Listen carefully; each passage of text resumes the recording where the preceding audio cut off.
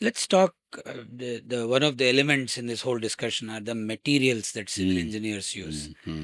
Brick, mortar, steel, wood, now PVC to some extent. Are they changing? What are some ideas that are on the horizon that? See, we were very excited in the early 1900s. We got steel.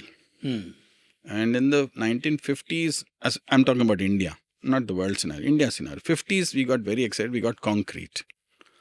And we used concrete excessively to the extent that we have now come to a situation where sand is a concern, aggregate is a concern, right?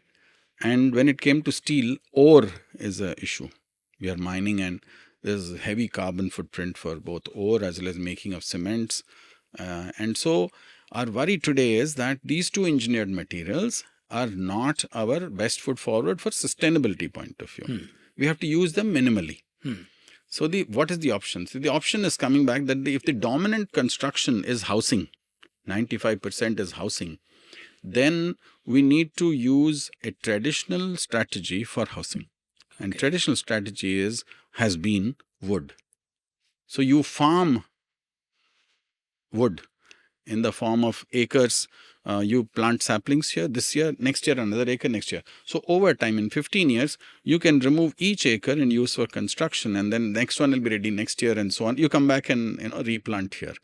So wood farming is a way out, especially in Himalayas, where the known construction along the entire alpine Himalayan belt, 25,000 kilometers, is wood frame with brick nog in between for protection against weather.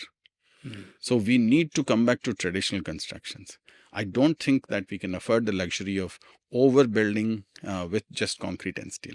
And clearly, if a young engineer is listening to this and saying, I want to be part of that, Yes, they need to equip themselves on these kinds of, I'll say, old ways, but really new ways of building homes with these materials. and life goes in cycles, and the good things will come back again. Yes. And this is one of those things I'm waiting to see will become the center, center of action in the road ahead for students to build houses with wood and give people both thermal protection as well as, for example, if you make a concrete wall which is 100 and take it to Himalayas, the temperature is minus 40 degree outside, it's not going to help. Yeah. But the same thing, I'll make a wood frame and then put a 600 thick earthen material or stone wall.